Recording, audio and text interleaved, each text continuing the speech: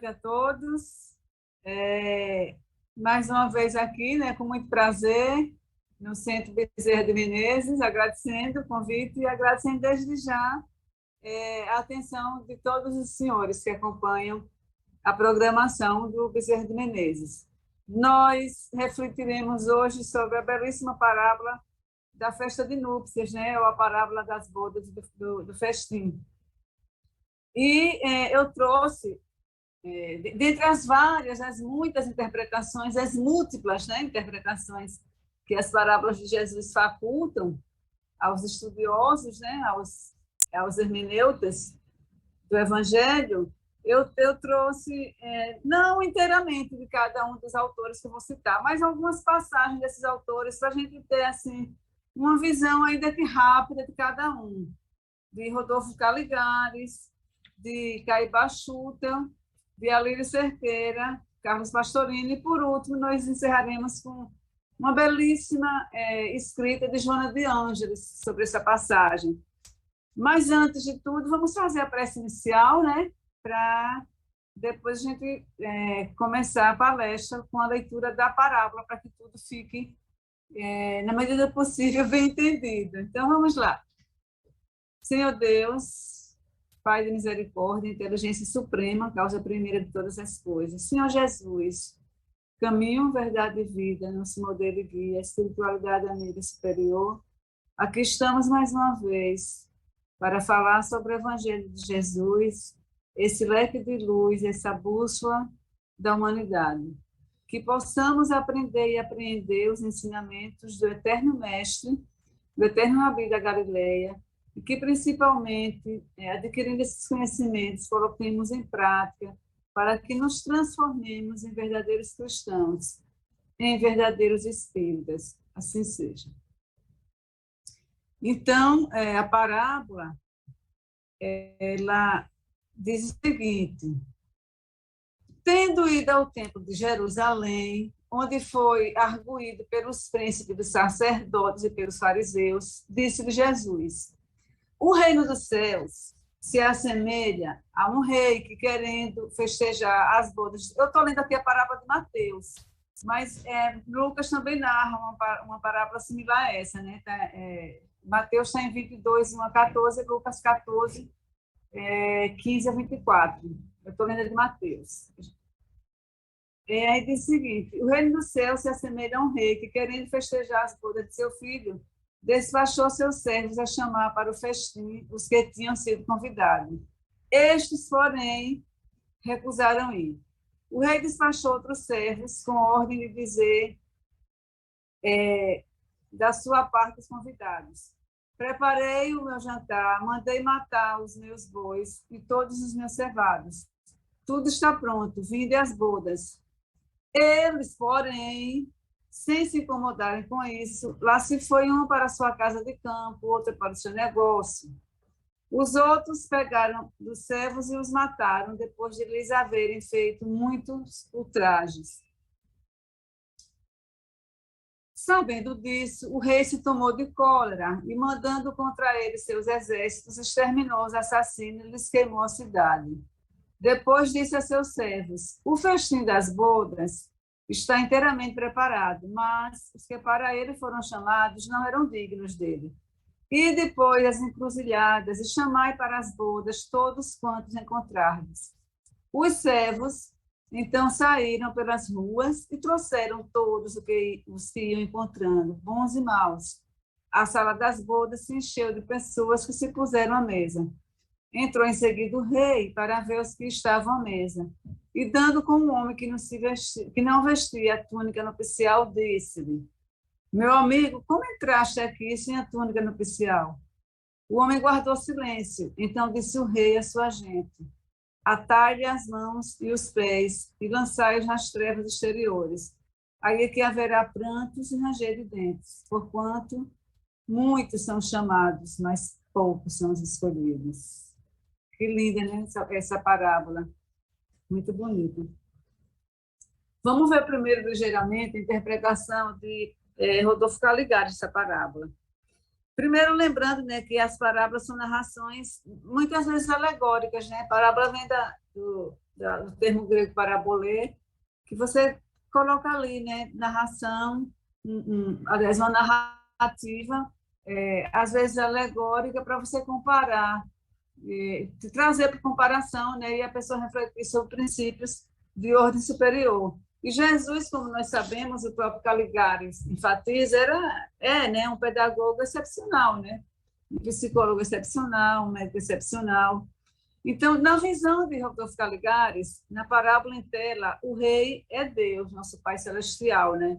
E o festim das bodas, ele diz que simboliza o reino dos céus, cujo advento coube a Cristo anunciar e preparar pela pregação do seu evangelho. Bonito isso, né? Esse rei, esse Pai misericordioso que permite que o Cristo, né, o construtor da terra, venha até nós para nos elevar até Ele, porque, de fato, a vinda de Cristo é como se fosse um casamento, né, entre a terra e o céu, esse momento sublime em que o próprio construtor da terra, esse enviado de Deus, vem até nós para nos ajudar, para nos auxiliar em nossa caminhada evolutiva. E Caligares ainda comenta que os primeiros convidados teriam sido os hebreus, né? Pois a eles é que foram enviados os primeiros emissários, ou seja, os profetas anunciando a vida de Jesus. Porque a gente sabe que especialmente Isaías, né, ele anuncia a vinda de Jesus. E também exortou, né, esses profetas exortou a que se arrependessem de seus erros. Então, há toda essa movimentação antes da própria vinda de Jesus, com profetas já anunciando, já convidando as pessoas daquele tempo a mudarem sua postura, a praticarem melhor a lei de Deus. E aí Caligares analisa, ressalta que as palavras desses emissários, porém, não encontraram receptividade entre os hebreus, que lhes desprezaram as advertências e exortações. Foram muitos, né? Se a gente olhar lá o Velho Testamento, a gente percebe que são vários os profetas. Temos os juízes, temos os profetas, né? Então, o povo hebreu sempre foi assim muito rico em exortações dos profetas, né? Em conselhos, etc. Um povo assim muito assistido espiritualmente. Mas Caligares completa dizendo o seguinte: as palavras desses emissários não encontraram receptividade, que lhes desprezaram as advertências e exortações. Não obstante a má vontade manifestada por eles, à semelhança da parábola, envia-lhe Deus o próprio Jesus, a fim de lhes recordar e aperfeiçoar o conteúdo daquelas leis, cuja observância lhes daria a conhecer o estado de alegria e gozo espiritual que constitui o reino dos céus. Aí mostra como a bondade de Deus insiste, né, em nos fazer feliz. Deus nunca se cansa em nos fazer feliz. Então, mandou todos esses profetas lá, né, para o povo hebreu, para que eles, a partir do conhecimento, adquirissem a sabedoria, por consequência, a felicidade, mas mesmo assim, muitos não foram ouvidos. E aí Deus manda, né, permite a vinda do próprio Jesus. E Jesus vem, não somente para os hebreus, é claro, né? Jesus vem para toda a humanidade. Jesus, como está lá no livro dos Espíritos, ele é modelo e guia da humanidade. Mas a gente percebe que os hebreus, como já tinham essa noção muito sólida do monoteísmo, da existência de um Deus único, era o povo mais habilitado na época a compreender a mensagem de Jesus. Mas eles não compreenderam a mensagem de Jesus. Eles não compreenderam todos os ensinamentos de Jesus, não compreenderam o próprio Jesus. E Caligari vai e continua dizendo o seguinte, ele diz que, se reportando da parábola, né, diante disso, o rei enviou exércitos contra os assassinos que foram exterminados, bem assim, queimados a sua cidade. E aí ele faz um paralelo entre isso e o que aconteceu com os hebreus posteriormente à crucificação de Jesus, né? Todos o sabem, corresponde exatamente a esse trecho da narrativa. Foram trucidados pelos romanos e sua capital, Jerusalém, foi quase totalmente destruída. Caligari já fica se reportando ao sofrimento do povo judeu. Jesus, inclusive, predisse, quando ele chora, né, por Jerusalém, quando ele diz: Jerusalém, que apedreja profetas, quisera eu reunir meus braços como a galinha reúne os pintinhos. Mas não, em outras palavras, Jesus diz: vocês não quiseram me receber. E ele vai e faz a predição. Ele sabia ele sabe todas as coisas que vão acontecer e diz que aquele templo, né, que era o orgulho de toda uma raça, Jesus vai e diz: dia chegará em que não sobrará pedra sobre pedra sobre esse templo. De fato, né, nos anos 70 depois de Cristo, sob o comando de Tito, filho do imperador romano Vespasiano, o templo de Jerusalém é totalmente destruído e acontece aí a grande diáspora do povo hebreu. E aí, quando Caligares vem e complementa dizendo: depois, né, de tudo isso, ainda na narrativa da parábola, né, mandou o rei convidar a todos quantos fossem encontrados nas encruzilhadas, bons e maus. A gente depois vai ver o significado desses todos que foram encontrados nas encruzilhadas, né, que o pastor vai trazer um significado muito bonito. Bons e maus, o que significa que o evangelho seria pregado a todos os povos, pagãos e idólatras, e que estes, acolhendo a boa nova, seriam admitidos ao festim em lugar dos primeiros convidados que se mostraram indignos dele. Aí aqui a gente lembra aquela parábola, né, dos trabalhadores, né, que muitos, quando diz que há aquele inconformismo dos que começaram a trabalhar antes e que receberam o mesmo valor dos que trabalharam por último, chamados trabalhadores de última hora, porque não importa o tempo que você está trabalhando, o que importa é a qualidade do trabalho que você faz. E também é um estímulo, aquela parábola, para que a gente perceba que sempre é tempo de começar a trabalhar na seara de Jesus. E aí, Caligares complementa dizendo que não basta, porém, ser convidado. Não é suficiente, portanto, diz ele, dizer-se membro dessa ou daquela igreja, ou para a gente, desse ou daquele centro espírita, para tomar parte do banquete celestial. Não basta isso, né? É necessário que está vestido da túnica nupcial. E o que é essa túnica nupcial? É a gente possuir aquela pureza, né? Mansuetude, bondade, indulgência, benevolência e capacidade de perdoar. Que são essas características, são esses sentimentos, são esses princípios que caracterizam os verdadeiros cristãos, os verdadeiros espíritas. Então, em breves palavras, são essas considerações de Rodolfo Caligares, são muito bonitas, né? Aí vamos ver, então, agora, ligeiras considerações de outro grande intérprete do Evangelho, que é Caibá Schutel. E ele traz assim uma visão também muito bonita. Todas as visões que eu trago aqui desses autores são renomados autores espíritas, são muito belas, né? Cada um a seu modo interpretando essa belíssima parábola. E Caibá Schutel, ele diz o seguinte, que o cristianismo como espiritismo representa a celebração das bodas de um grande e rico proprietário, cujo pai não poupa trabalho, sacrifício e dinheiro para dar à festa o maior realce e dela fazendo participar o maior número possível de convivas. Bonito, né? E para que todos se fartem, se satisfaçam, se alegrem, o Senhor das bodas apresenta-lhes lauta mesa com variadas iguarias, não faltando músicas e discursos que exaltam sentimento e inteligência. É muito importante ressaltar isso aqui, porque isso mostra a imensa misericórdia de Deus, esse monte de iguarias, né? Essas características que Deus nos dá, que nos permitem a evolução espiritual. Deus nos dá tanta coisa, né, do ponto de vista material, do ponto de vista espiritual. Deus nos dá a vida, Deus nos dá o sentimento, Deus nos dá a coragem, Deus nos dá amigos, parentes, professores, né? Deus nos dá a doutrina espírita, Deus nos deu principalmente Jesus, o seu evangelho, para que a gente pudesse, então, celebrar essas bodas. Então, são muitas as iguarias de primeira classe que Deus nos dá. E aí, o Schutel, ele vai dizer, então, que as iguarias representam os ensinos espirituais, né? Bonito isso. Assim como aquelas satisfazem e fortalecem o corpo, essas iguarias espirituais mantêm e vivificam o espírito.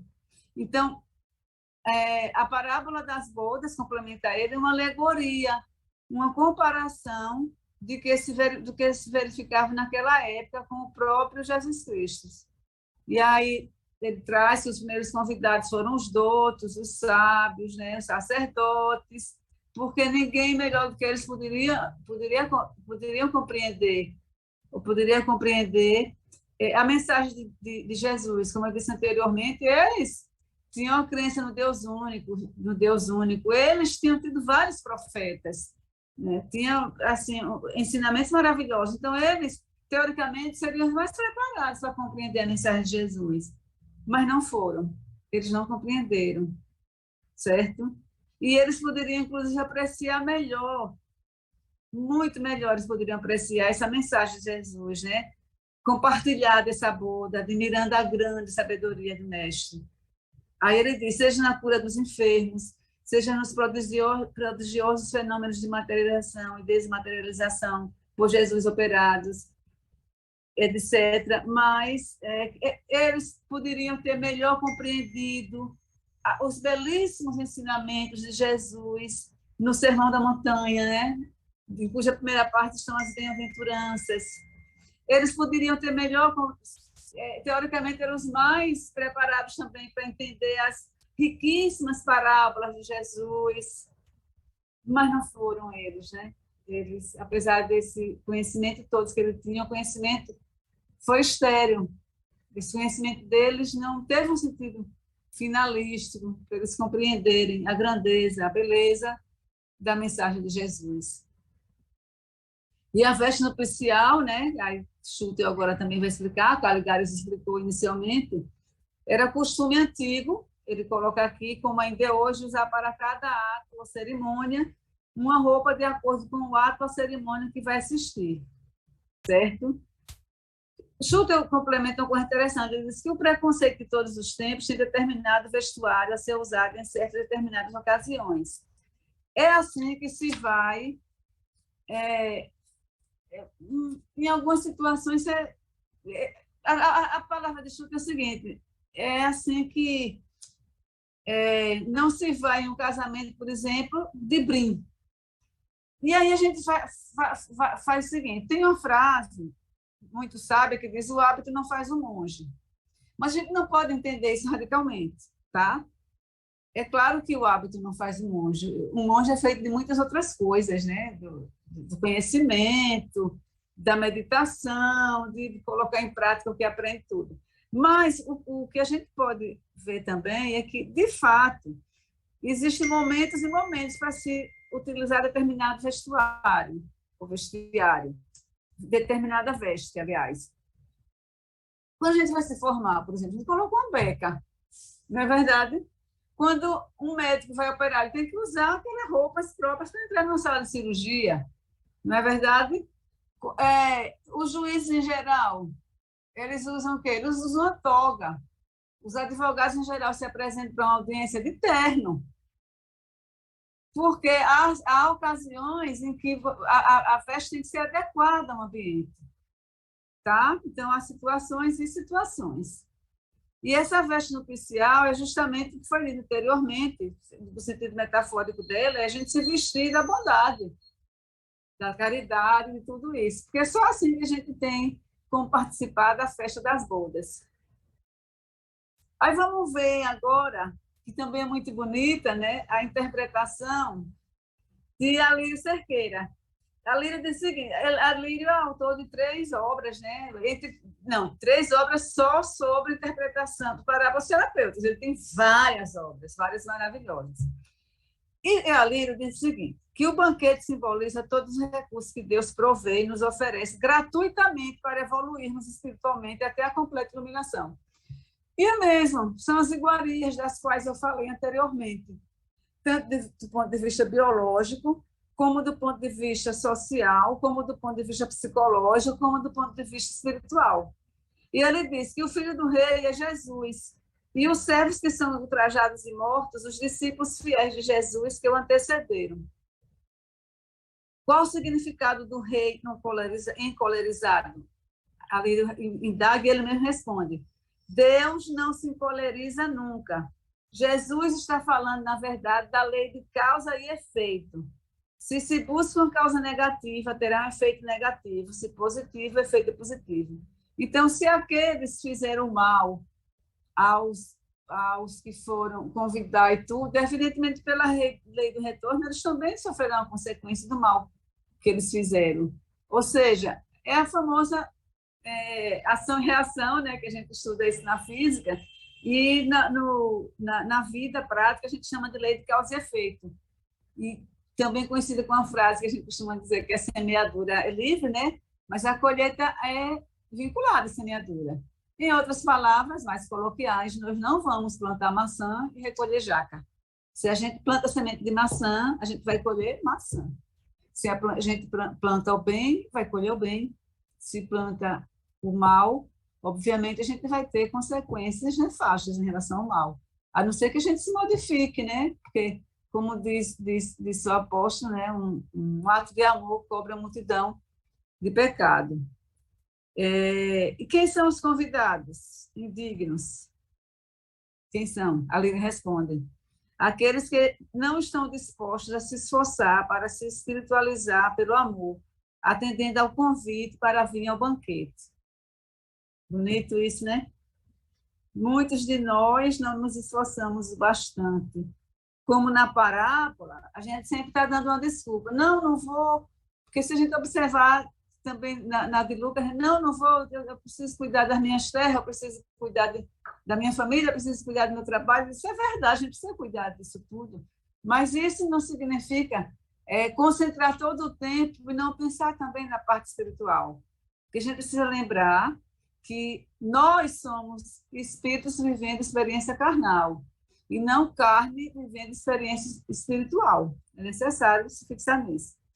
Vamos, enfim, para uma interpretação bem aprofundada de Carlos Juliano Torres Pastorino, está no seu Sabedoria do Evangelho. Sabedoria do Evangelho são 7 ou 8 volumes. Essa interpretação que eu trago dele, bem resumidinha, está no volume 5. Está na página 141 a 146. E a Lília diz o seguinte, quando ele interpreta, né, ele interpreta tanto a passagem narrada por Mateus como de Marcos. Veja que interessante quando ele diz. Alguns exegetas são aqueles que estudam, né, o evangelho assim ao pé da letra. Alguns exegetas argumentam como queimar a cidade se possivelmente era a própria cidade que morava o rei. E se a cidade fosse incendiada, como realizar o banquete, como buscar os que estavam nas ruas encruzilhadas? E enquanto as tropas iam e vinham, as comezainas se estragariam. Depois aparece outro fator, continua Pastorino. Foram chamados bons e maus. Por que então zangar-se por ver um convívio sem o traje de cerimônia? Sugere, então, que se trata de nova interpolação de terceira parábola. Os exegetas colocam assim. E aí vai. E como lançar as trevas exteriores, certo?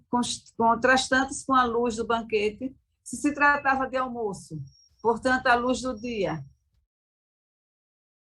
certo? Ele vem e diz que Gregório Magno, que era um estudioso, né, afirma que a designação era elástica, podendo tratar-se de jantar. Mas, na verdade, a parábola não se liga nesse aspecto literal só. Ela tem muita parte literal que a gente deve observar, mas a gente deve observar principalmente a parte simbólica e metafórica. Porque quando Jesus diz que haverá do rei zangar-se, etc., né? de incendiar, ele não está falando literalmente. Essa parte a gente precisa entender, como foi explicado anteriormente, inclusive por Alírio, como a lei de causa e efeito. Tá? E é por isso que Pastorino vai e diz o seguinte: nenhum desses problemas típicos do intelectualismo perquiridor chega a afetar a interpretação profunda da parábola, que realmente a mensagem, né, que pode ser interpretada dos dois evangelistas, Mateus e Lucas, ou seja, traz um ensino cujos pormenores se acham mais ampliados em Mateus e mais simplificado em Lucas, certo? O Senhor, que convida para refeições, para a sua intimidade, envia aos homens e às nações seus servos, emissários que pregam o progresso e o amor, sem distinção de raças, credos e pátrias. O que importa é essa interpretação, porque tem toda a parte metafórica, né, da parábola. Aí vai Pastorino, com a sua profundidade, diz o seguinte: mas indivíduos e nações recusam, porque estão demasiadamente ocupados com os negócios da matéria. Campos, compra de bois, casamentos, né? Porque em Lucas tem isso, e alguns até prendem e matam os enviados. Evidentemente, o castigo não tardará para os que assim agem, sejam indivíduos ou povos. E o castigo não é Deus que impõe. O castigo é decorrente justamente do que a gente viu da lei de causa e efeito. Aí ele diz o seguinte, ele vai ainda para o campo, para outro grau de interpretação. Veja que outro grau de interpretação interessantíssimo que Carlos Juliano Torres Pastorino traz. Olha só, eu vou ler aqui literalmente, que é muito bonita a lição dele. Então, vamos ver. No campo humano em geral, é evidente tratar-se da vida espiritual em contraposição à material. Muitos comprometem-se, enquanto na espiritualidade, ainda quando está para encarnar, né, muitos comprometem-se a realizar trabalhos meritórios no campo do espírito, pregadores, servidores da caridade, socorristas de órfãos, atendentes das mesas mediúnicas, escritores, sustentadores financeiros de obras espirituais, etc. Mas, ei aqui, chegando, o mergulho da carne nos faz esquecer as resoluções. Distraídos com os bens móveis e imóveis, com casamentos e compras de fazendas, com construção de apartamentos e de casas de campos confortáveis, e com a modernização do tipo de automóvel e a prosperidade financeira sempre maior, enveredam pelo mundo dos negócios, engolfados em preocupações que alimentam o dia a dia. Né? Isso aqui retrata muitos de nós, na verdade. Não é verdade, meus irmãos? E aí, veja que lindo. Quando a gente está engalfiado nisso tudo, mergulhado nisso tudo, esquecendo de cuidar da parte espiritual, aí Pastorino vai e diz: o Senhor envia emissários para recordar-lhes os compromissos. Manda verdadeiros convites para banquetes espirituais. E aí manifesta-se o apego material superposto aos benefícios do espírito. Assim, um retrato fiel, um filme, uma live da realidade de muitos humanos. E nosso querido intérprete continua: conforme vemos, são enumerados os bens da terra, campos correspondentes ao corpo físico, os bens animais para a movimentação do veículo, que corresponde às sensações, e o casamento, que simboliza as necessidades emotivas. Que lindo, né? Ele traz essas passagens que está lá, né, em Lucas, que diz que tem a terra para cuidar, tem os animais para cuidar, tem o casamento para cuidar. Aí o Pastorino vem com essa interpretação e diz, né, são enumerados os bens da terra. Campos, que correspondem ao corpo físico, vou repetir, porque eu acho importante. Os bens animais para a movimentação do veículo, que correspondem às sensações. E o casamento, que simboliza as necessidades emotivas. Isso tudo, né, que nos distrai, na verdade. Que são coisas importantes, mas que a gente não pode se fixar só nisso.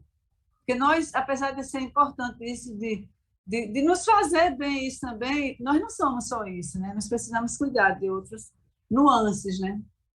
Do nosso eu, da nossa personalidade. E aí, veja que fenomenal Pastorino traz, quando ele diz: são escolhidos pelo Senhor os mendigos, ou seja, que estava na parábola, os mendigos, ou seja, os que não possuem bens terrenos e, portanto, simbolicamente, são desapegados. Os aleijados, porque diz a parábola que foi buscar também os aleijados, isto é, os que dominaram as sensações a ponto de não terem mais certos membros vivos. Os cegos, que mandou buscar também os cegos, né? Ou seja, aqueles que não têm mais olhos físicos para contemplar as coisas materiais e, por isso, em se mermasse na meditação. Ai, ele está dizendo que o cego aqui simbolizado é aqueles que já não se preocupam em ver somente com os olhos materiais, aquele que já está com a visão também para o lado espiritual, para a vida espiritual. Muito bonito, né, esse pastorino traz. E os coxos, que são citados na parábola, né, os que não mais correm atrás de bens e riquezas. Olha só, aqueles que já se espiritualizaram a tal ponto que sabem que a maior riqueza que a gente pode ter é a riqueza espiritual. Isso não significa que você vai dilapidar seu patrimônio, não. Você vai valorizar também, mas vai saber que a maior riqueza é a riqueza espiritual. E o pastor ele traz mais um alerta. Aqui somos alertados para outro princípio. Ninguém é dispensável, porque quando aqueles não quiseram vir, o Senhor, né, mandou buscar aqueles outros que estavam nas encruzilhadas. Se alguém recusar a tarefa de que foi encarregado, outro virá substituí-lo, mas o serviço será realizado. Em Mateus, diz Pastorino, o comportamento dos convidados é mais violento. Parece nos referir-se mais a povos que a indivíduos, a nações ou raças predestinadas a exercitar tarefas de responsabilidade espiritual no planeta. É mesmo. Para isso eu remeto todos vocês que estão me ouvindo ao livro A Caminho da Luz, de Emmanuel para a Psicografia, de Franciscano Xavier, que ele traz lá os vários povos, né, que tiveram essa missão de contribuir com a obra divina. Alguns até contribuíram, mas não a contento, deixaram a desejar. Então, Roma deixou a desejar. Roma tinha que trazer aí uma nova ordem administrativa, tudo. Roma deixou a desejar, a Grécia também deixou a desejar, apesar da grande evolução do planeta, né, que Emmanuel fala da maioridade planetária, mas a Grécia não compreendeu bem, né, isso. E tanto é que Paulo, né, aquela passagem de Paulo esteve quando ele vai pregar lá, né, na Grécia, ele não é bem entendido, ele não é bem compreendido. Entre outros países, né, a França também, etc. Então, ele diz que a parábola de Mateus se refere mais a povos, e a de Lucas, né, mais a individualidade. E, por último, para a gente encerrar, a gente vai ver a parábola na outra de Joana, que é quase um poema, está no livro Atitudes Renovadas. E a de Joana, como encerramento, certo? A de Joana, como encerramento, eu vou ler porque é um poema. Então, eu como poeta, eu gosto que apreciemos juntos os poemas. Joana é maravilhosa, né? Os outros também são. Mas esse, como tem assim, uma beleza assim, poética, eu vou ler para que a gente possa, então, encerrar a palestra. Ela diz o seguinte: através dos séculos, o rei organizou o banquete das bodas com o povo que se acreditava eleito, dizendo-se-lhe fiel, informando respeitá-lo e homenageá-lo como único e soberano.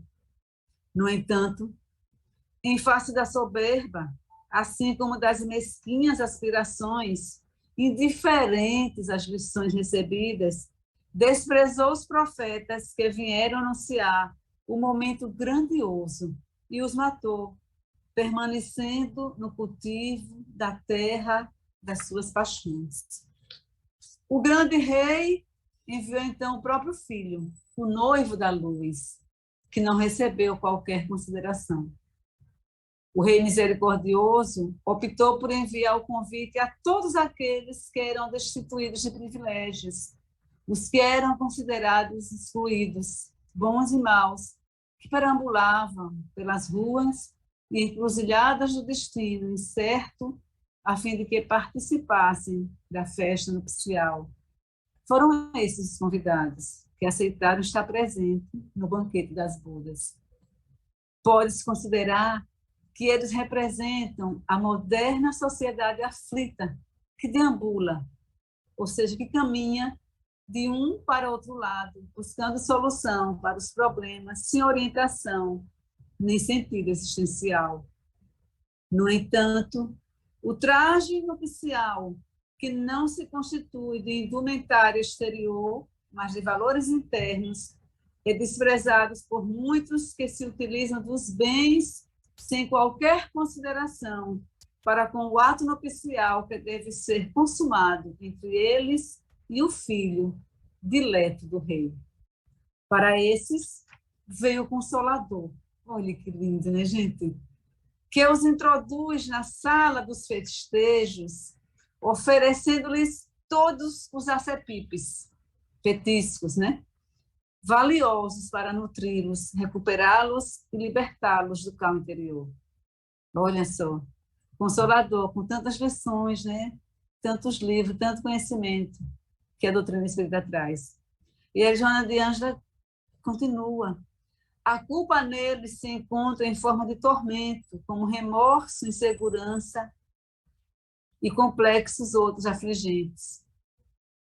Na atualidade do pensamento científico, tecnológico, sociológico, cultural, o convite para o banquete incomparável da plenitude alcança as mentes e os corações que estão despertos para a alegria de viver e de servir.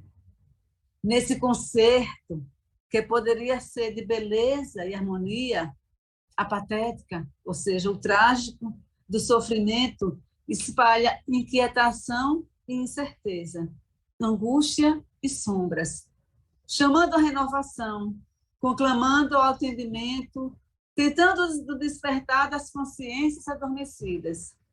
A pouco e pouco, o entendimento em torno da responsabilidade imortal favorece-lhes a aceitação do convite. É a pouco e pouco, né? Às vezes pela dor. Convidados, autoeleger-se para ser escolhido em face da acomodação e da entrega ao amor incondicional é a fatalidade apresentada pela lei do progresso. Em que classe de convidado te encontras? Reflexione e decide, porque o banquete das núpcias já começou. Cuida, pois, de renovar as tuas atitudes. Cuidemos, pois, de renovar as nossas atitudes. Assim seja, e que possamos, né, refletir sobre essas lições. E encerrando com a prece. Pai nosso do céu, santo é o teu nome, a tua vontade é feita na terra e no céu. Pão nosso de cada dia nos dai hoje, perdoa as nossas dívidas à medida que perdoamos os nossos devedores. Não nos deixes entregues à provação, nem cair em tentação, porque assim nos resgatas do mal e nos livra de todos os males. Hoje, amanhã e sempre assim seja, que possamos, pois, valorizar os acepipes que o Senhor nos faculta para o nosso crescimento espiritual. Assim seja.